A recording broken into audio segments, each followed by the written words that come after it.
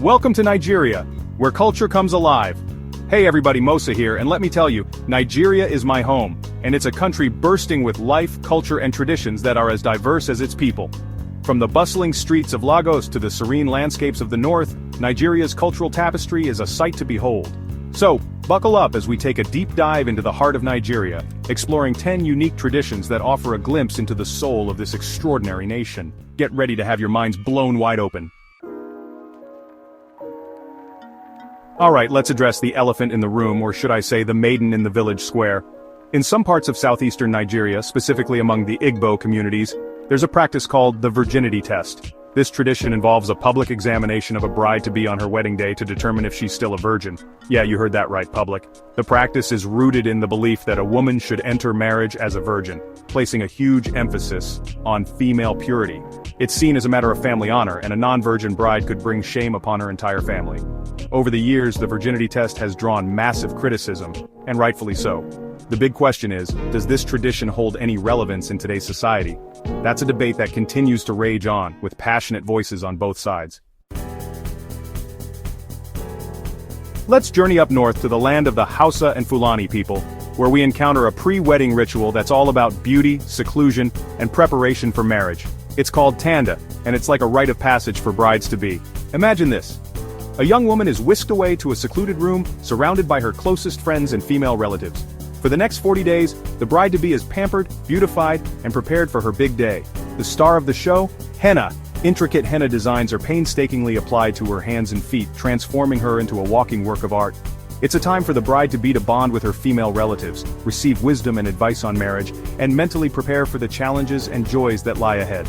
It's a tradition that celebrates womanhood, strengthens family bonds, and adds a touch of magic to the journey of marriage.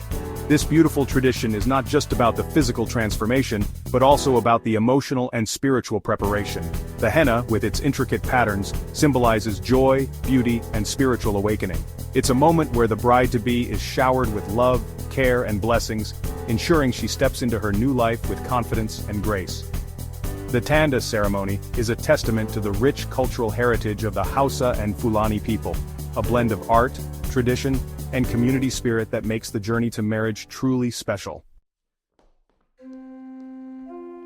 Hold on tight, because we're about to enter the mystical realm of the Igbo spiritual world with a ceremony called Ogu ritual. This is a deep spiritual cleanse that involves divination, herbal remedies, and sometimes a little bit of trance. At the center of it all is the dibia, a traditional healer who acts as a mediator between the spiritual and physical realms. They're like the spiritual detectives of the community, using their knowledge of herbs, divination, and ancestral wisdom to diagnose and treat spiritual ailments. Picture this: a group of people gathered around a sacred space, chanting, drumming, and invoking the spirits. The dibia, adorned in symbolic attire, performs rituals using herbs, powders, and other sacred objects. The Ogu ritual is a testament to the Igbo people's deep connection to the spiritual world. Chapter 4. Belfing, the head-shaping tradition that's raising eyebrows. We're talking about belfing, a practice found among the Kanuri people of northeastern Nigeria that involves shaping a baby's head. Belfing is done during infancy, when the skull is still soft and malleable. The idea is to mold the head into a more desirable shape, usually elongated, which is seen as a sign of beauty and intelligence. Parents who practice belfing believe that it enhances their child's attractiveness and social standing. However, this tradition has sparked its fair share of controversy, with many questioning its ethical implications and potential health risks. So while it's a tradition rooted in cultural beliefs, the practice of belfing remains a subject of debate and scrutiny. Chapter 5. Woman-to-woman marriage, challenging traditional norms. In some Igbo communities, there's a tradition called woman-to-woman marriage. This isn't about same-sex relationships, but rather a complex social arrangement with deep cultural and economic roots. In this context, a woman marries another woman for a specific purpose, usually related to inheritance and lineage. Imagine a wealthy woman with no male heir to inherit her property. She might take a wife for her daughter, who then bears children, who are considered heirs to the family lineage. It's a system that, while seemingly unconventional, serves a practical purpose within the context of Igbo society. Chapter 6. Ogul Omalora, the fattening room tradition, beauty standards or body burden. Get ready to loosen your belts, folks, because we're about to enter the fascinating world of Ogul Omalora, also known as the fattening room tradition. This unique cultural practice has been passed down through generations and holds a special place in the hearts of many. This practice, found in southeastern Nigeria, is all about preparing a bride for marriage by, well, making her gain weight. It's a time-honored tradition that signifies a woman's readiness for her new role as a wife.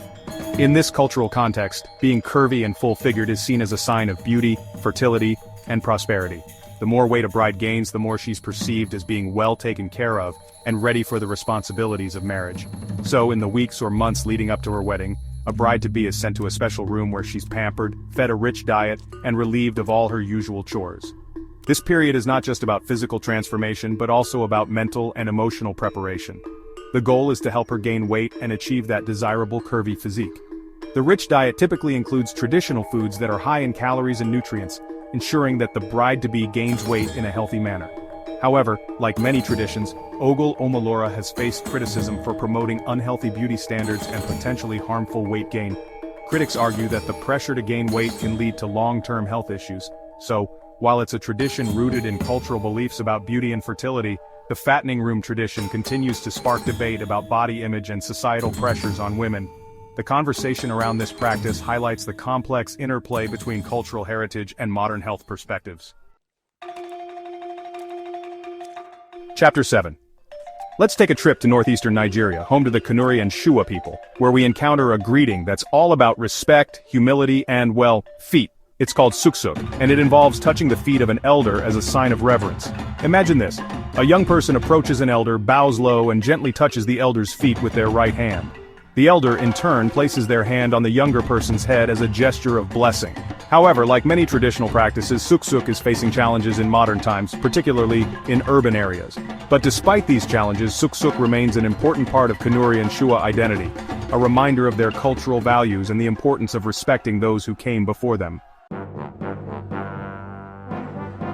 Chapter 8. Trial Marriage Love on a Trial Run. In some Igbo communities, couples get to test drive their compatibility before making the big commitment. Think of it as a try before you buy approach to marriage, but with higher stakes. Here's how it works. A young man and woman who are interested in marriage are allowed to live together for a period of time, usually a few months to a year. During this trial period, they get to experience the realities of living together, sharing responsibilities, and navigating the ups and downs of a relationship. If everything goes smoothly and they're both happy, they proceed with a formal marriage ceremony. But if things go south, they're free to go their separate ways without the stigma of divorce. Chapter 9. Second Funeral Ceremony, Celebrating Life Twice. Death is a part of life, but in the Idoma culture of central Nigeria they celebrate life twice. That's right, they have a second funeral ceremony that's as grand and festive as the first one. The first funeral is a somber affair, focused on mourning the deceased and laying them to rest. But the second funeral, which takes place months or even years later, is a joyous celebration of the person's life and legacy. Imagine this. The entire community comes together for a massive feast, with music, dancing, and masquerades. The second funeral ceremony is a testament to the Idoma people's belief in the afterlife and their deep connection to their ancestors.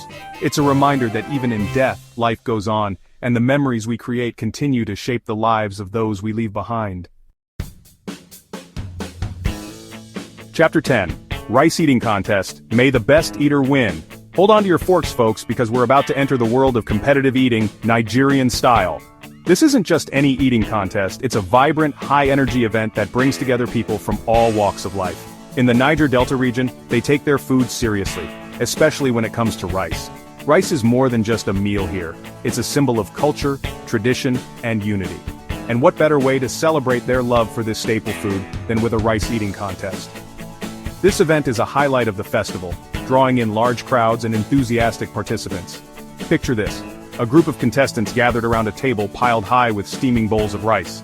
The atmosphere is electric, filled with anticipation and excitement. The whistle blows, and the eating frenzy begins. It's a race against time, where every second counts. Contestants shovel rice into their mouths with astonishing speed and agility, their cheeks puffed out like chipmunks. It's a sight to behold, a true test of endurance and determination. The winner, the one who devours the most rice in the shortest amount of time, earns bragging rights, a full stomach, and the admiration of their peers. It's a moment of glory and triumph. The rice eating contest is more than just a quirky tradition. It's a celebration of community, camaraderie, and the simple joy of sharing a meal together. It's an event that brings people closer, fostering a sense of belonging and togetherness. Outro celebrating diversity, one tradition at a time. So there you have it, folks. 10 unique traditions that offer a glimpse into the rich cultural tapestry of Nigeria. From the controversial to the heartwarming, these practices remind us that culture is a living, breathing entity, constantly evolving while holding on to its roots. By approaching different traditions with an open mind and a willingness to learn, we broaden our horizons and gain a deeper appreciation for the beauty of human diversity. So, the next time you encounter something different, don't shy away. And hey, if you enjoyed this cultural deep dive, don't forget to hit that subscribe button for more eye-opening content.